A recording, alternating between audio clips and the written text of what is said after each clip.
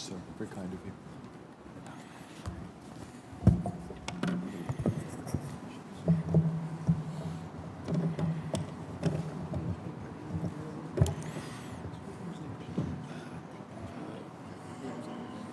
Are you number 3? I'm 3, yes. Okay, you're 4. Okay. So that's good. Okay. Your Excellencies, Your Lordships, Ladyship, friends, I thank Congressman Pittenger for his graciousness and generosity and for the U.S. Congress for hosting us for the last few days. Through the lens of fifth-generation wireless technology, or 5G, I would like to address the protection and preservation of the free world's promise. I'm truly honored to be here with you all today. 5G engendered faster data speeds, increased device density, increased reliability, ultra-low latency, will enable countless industries such as IT, manufacturing, healthcare, and agriculture to flourish and innovate on an unprecedented level and scale. And 5G will be forced to engage with equally daunting risks that we are all going to face. 5G truly is unique from 3G, 4G, and the rest of it.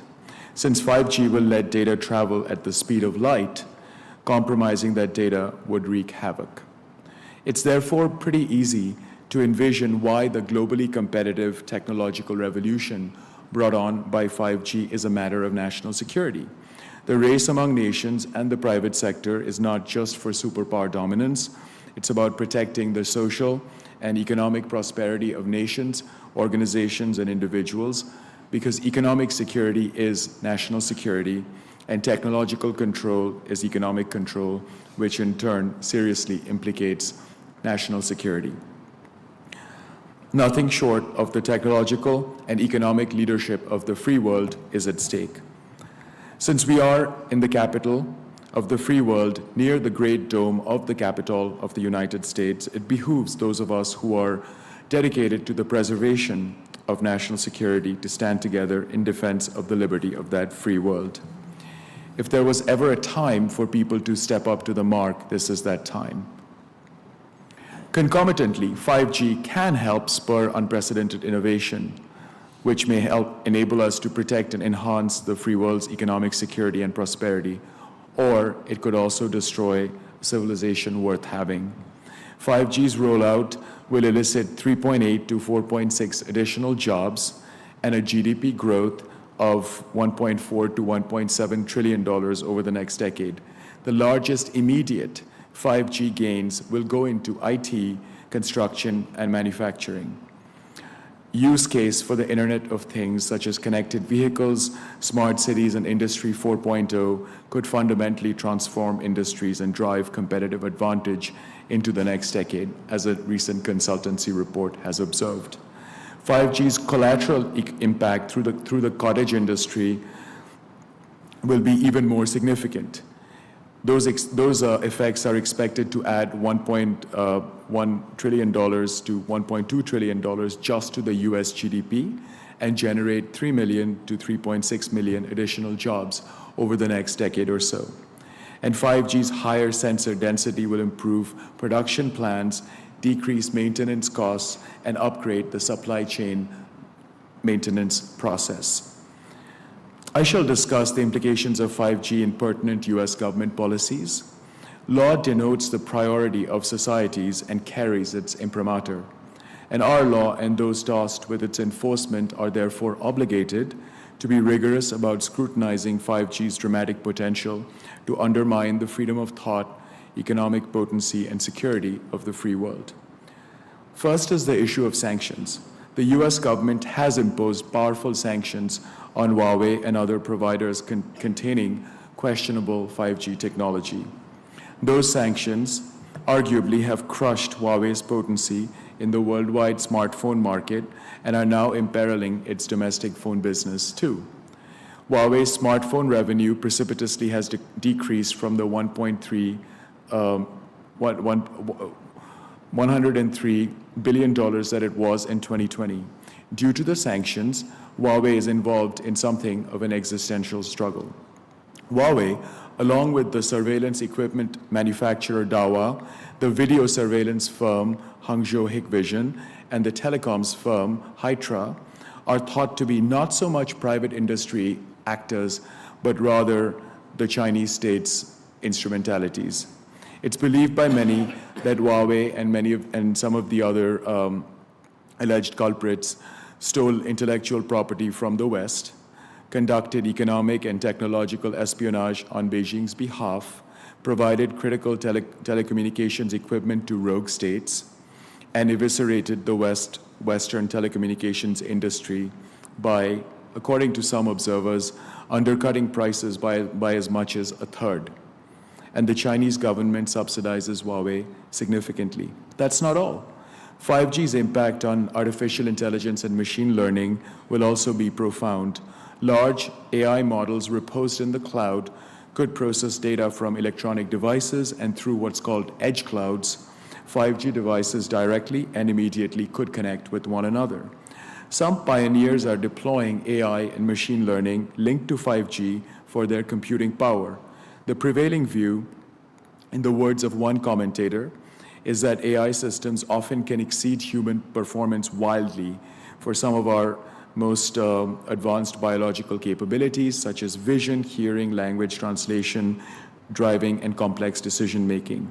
Tesla, Amazon, various news organizations, financial institutions, and large tech companies, what's often called big tech, produce AI services used by hundreds of millions of users globally and daily. And some estimate that by the year 2030, AI is going to deliver global economic gains in the neighborhood of $13 to $16 trillion. The global power dynamic among nations and between corporations and their governments could shift veritably. And almost all of these will use 5G. Two additional US government impositions might be illuminating. First, the Department of Commerce's Bureau of Industry and Security has been implementing a sweeping 42-nation and European Union involving multilateral agreement. Its main goal, principal objective, is to coordinate a 5G skeptical export controls on a list of equipment, software, and technology that could be used in chemical or biological weapon programs. Second, the President issued Executive Order 14032, preventing U.S. persons from purchasing and selling publicly traded securities in 59 Chinese military industrial complex companies, CMICs. This executive order covers Huawei, China Mobile, Nanjing Panda, and other tech providers. The economic, technological, and geopolitical implications for 5G through these veins are unmistakable. Next, we delve into another policy. It's called the Secure Equipment Act of 2021, which enlists the Federal Communications Commission, a federal agency in this country, or FCC, its assistance in precluding Chinese telecommunications and security camera companies from gaining even more of a foothold.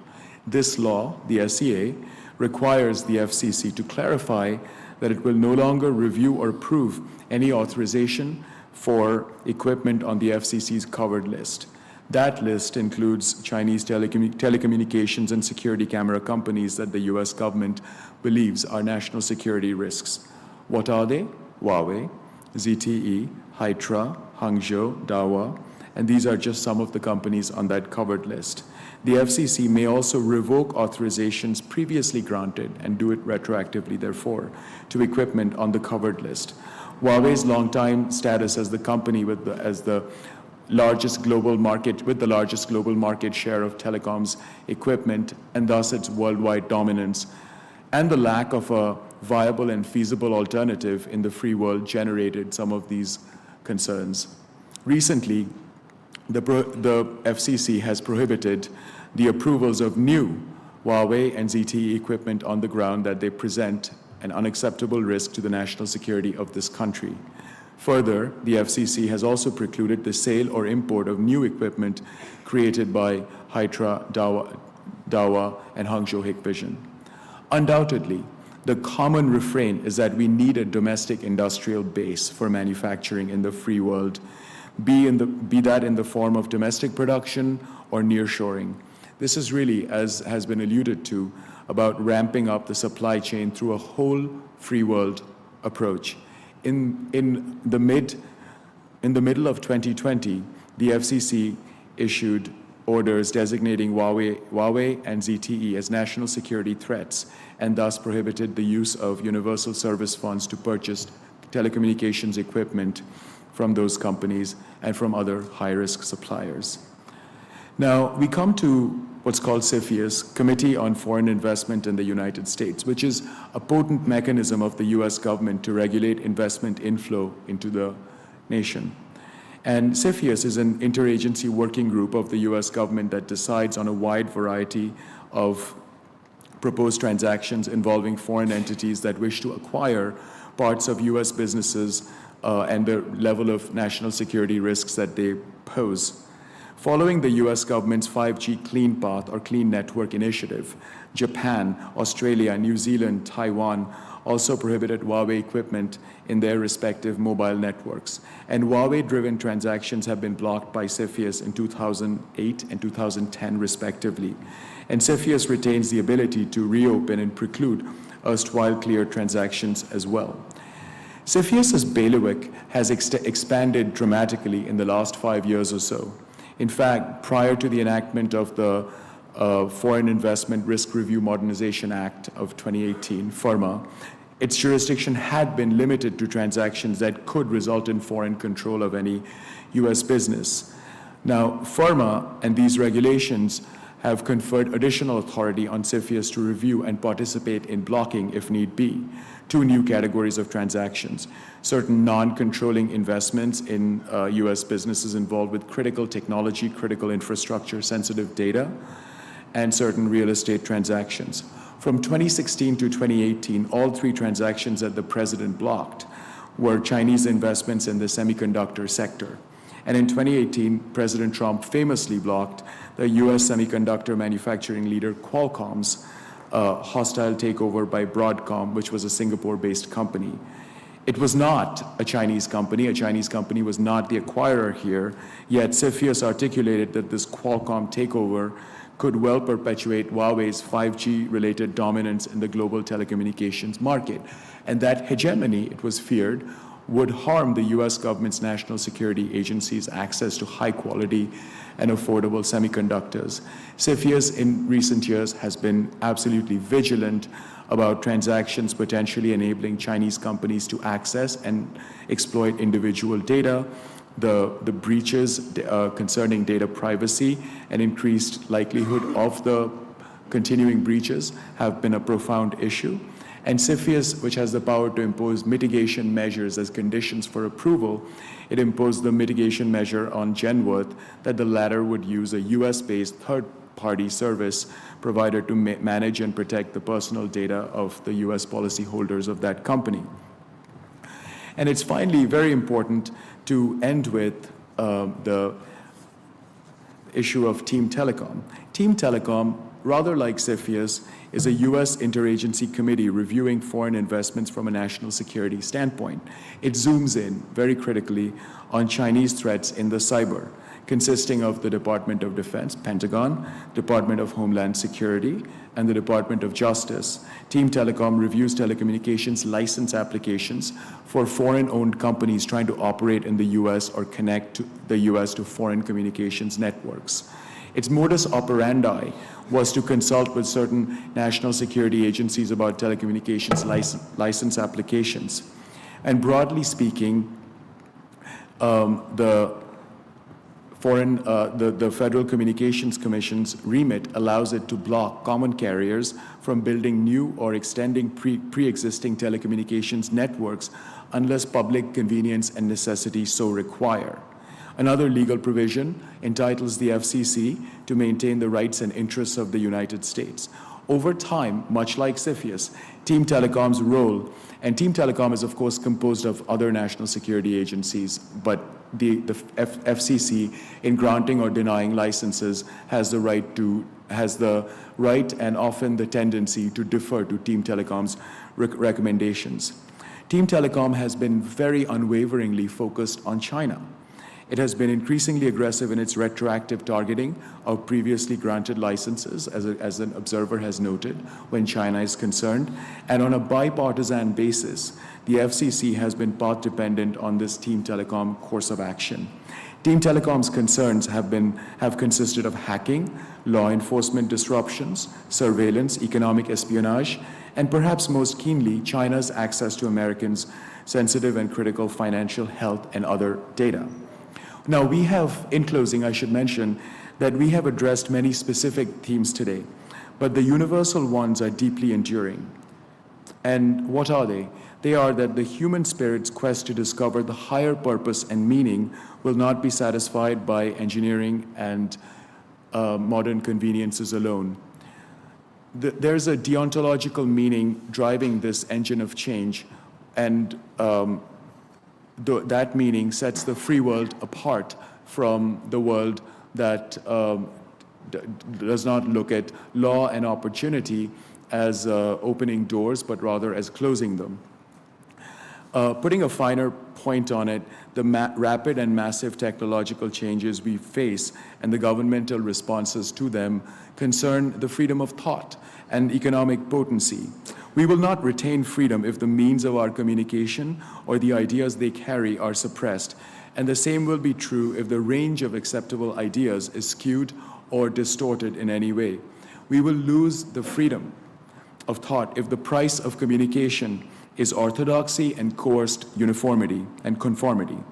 Suppression or distortion of ideas inflicts a double disadvantage: artificially stopping or minimizing the speaker from expressing that speaker's ideas and precluding the listener from being exposed to those ideas and concepts.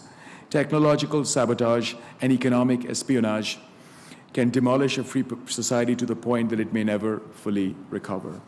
So I submit to you that these issues are profoundly important, and I thank you all for your extended attention to this topic. Thank you.